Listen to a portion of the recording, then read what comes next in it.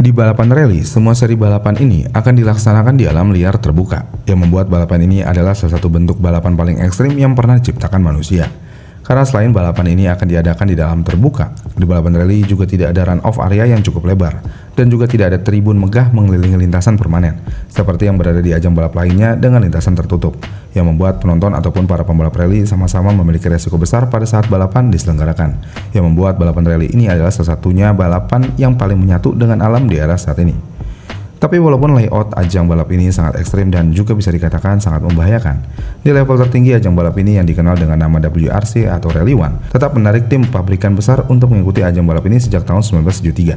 Dan untuk di era saat ini, kejuaraan ini juga sudah mempertemukan pabrikan besar dan pembalap terbaik dunia dengan mobil-mobil yang memiliki teknologi terbaru seperti Toyota GR Yaris milik Toyota Gazoo Racing, Hyundai i20N dari Hyundai Sales Mobis, sampai dengan Ford Puma milik M Sport Ford, yang bisa bertarung sangat sengit di lintasan balap di berbagai negara dengan karakter jalan yang berbeda-beda. Lalu dari sistem balapnya, balapan rally ini juga memiliki sistem balap yang berbeda dengan balapan yang berada di sirkuit tertutup.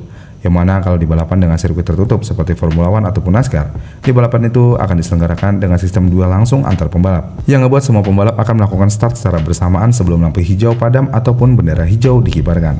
Dan semua ini berbeda dengan ajang balap rally, di mana karena balap rally ini memiliki layout track sempit dan juga biasanya memiliki titik start dan juga titik finish yang berbeda. Hal ini membuat format balapan ajang balap ini akan menggunakan sistem time attack.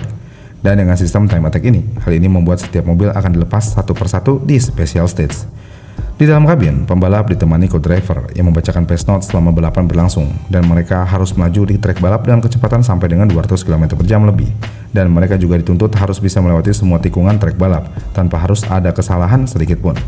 Secara aksi dan risiko, rally bisa dikatakan balapan yang sangat dramatis dan juga menegangkan, karena selain trek sempit dan juga tikungan tajam, di balapan rally mobil balap juga bisa melompat, tergelincir atau bahkan terguling, yang ngebuat mobil yang rusak itu harus diperbaiki di service area supaya bisa lanjut di balapannya lagi.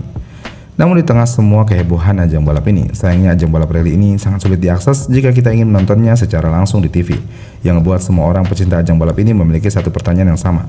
Kenapa ajang balap rally ini tidak disiarkan di televisi? Jadi sebenarnya ada beberapa permasalahan kenapa balapan rally ini sangat jarang disiarkan di TV atau tidak pernah. Yang pertama ada di permasalahan logistik dan kesulitan produksi. Berbeda dengan balapan sirkuit seperti Formula One yang berlangsung di satu lokasi tertutup dengan kamera tetap di berbagai sudut. Sedangkan di balap rally, perlombaan ini akan berlangsung di area yang hanya ditutup sementara, dan juga setiap trek di balapan rally juga akan memiliki area yang sangat luas. Sebagai contoh, satu event WRC bisa mencakup ratusan kilometer special stage yang tersebar di hutan, pegunungan, dan pedesaan. Dan untuk menyiarkan seluruh aksi mobil balap secara langsung di TV, penyelenggara harus memasang kamera di banyak titik terpencil, menyediakan jaringan transmisi data di area minim sinyal, dan menggunakan bantuan helikopter atau drone untuk beberapa area yang sulit dijangkau. Bahkan menurut berbagai laporan industri broadcast motorsport, produksi siaran langsung rally membutuhkan unit satelit bergerak dan sistem transmisi jarak jauh yang jauh lebih kompleks dibandingkan balapan sirkuit, yang membuat biaya untuk penyiaran mobil balap rally secara langsung ini otomatis akan membengkak. Dan karena biaya penyiaran balapan rally ini sangat mahal, hal ini membuat pada era 1980 dan 1990-an, di mana keterbatasan teknologi membuat siaran rally hampir mustahil dilakukan secara live. Dan hal ini mengakibatkan balapan di era tersebut akan hanya tersedia highlight setelah lomba selesai, dan tidak ada sama sekali siaran langsung selama balapan itu diselenggarakan. Bahkan sampai era modern saat ini, siaran live WRC tetap terbatas pada stage tertentu aja, yang membuat produksi untuk penyiaran balapan rally ini sangat sulit dilakukan. Lalu kemudian, selain dari logistik dan produksi yang sulit dilakukan, format kompetisi dari ajang balap WRC ini juga membuat para penonton akan kebingungan jika menonton secara live di TV. Yang mana jika di balapan Formula One ataupun NASCAR yang memiliki sistem balap head to head, setiap penonton pasti akan langsung mengerti siapa yang memimpin di seri tersebut, karena semua pembalap berada di lintasan yang sama, dan para pembalap yang melakukan overtake di lintasan lurus ataupun tikungan bisa dilihat secara real time. Sedangkan karena di rally menggunakan sistem time attack, hal ini membuat pemenang perlombaan akan terlihat dari sisi posisi klasemen yang ditentukan oleh akumulasi waktu dari berbagai stage selama 2 sampai dengan 3 hari.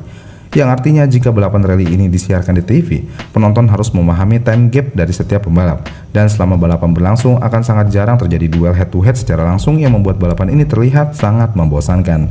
Dan karena hal ini, televisi komersial udah pasti akan lebih memilih menayangkan balapan yang mudah dicerna dan langsung memberikan ketegangan visual selama balapan, yang membuat rally akan jauh lebih cocok dikemas dalam bentuk highlight aja daripada siaran langsung yang memiliki waktu panjang dan non-stop.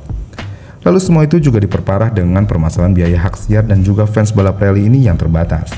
yang mana hak siar World Rally Championship dikelola secara global dan dijual ke berbagai negara untuk bisa ditayangkan. Dan karena hak siar ini sifatnya berbayar, jika ada stasiun TV yang ingin menayangkan ajang balap WRC ini, mereka akan mempertimbangkan satu hal utama, yaitu rating. Di mana secara global, walaupun WRC memang punya fanbase yang cukup loyal, tetapi skalanya masih sangat jauh di bawah Formula One. Dan di banyak negara, terutama Asia Tenggara, popularitas rally tidak sebesar balap motor atau balap mobil yang berada di sirkuit.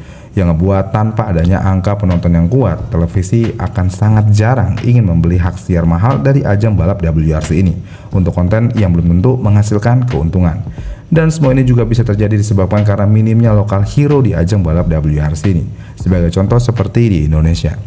Walaupun Indonesia pernah punya sosok seperti Subhan Aksa atau Rifat Sungkar yang pernah tampil di level internasional ajang balap rally, namun sayangnya pembalap-pembalap tersebut udah tidak aktif lagi di ajang balap WRC ini, yang membuat exposure untuk siaran balapan rally ini jika disiarkan di televisi akan menjadi sepi peminat. Dan jika rating rendah yang ngebuat iklan menjadi sedikit, otomatis pemasukan dari siaran tersebut tidak akan menutup biaya lisensi, yang ngebuat balapan rally ini akan sulit sekali bisa disiarkan di TV. Lalu di era digital yang semakin canggih ini juga sudah mulai ada pergeseran digital yang berbentuk live streaming di beberapa platform digital. Yang ngebuat untuk saat ini WRC juga sudah memiliki layanan streaming resmi melalui platform digital mereka yang bernama WRC Promoter GmbH.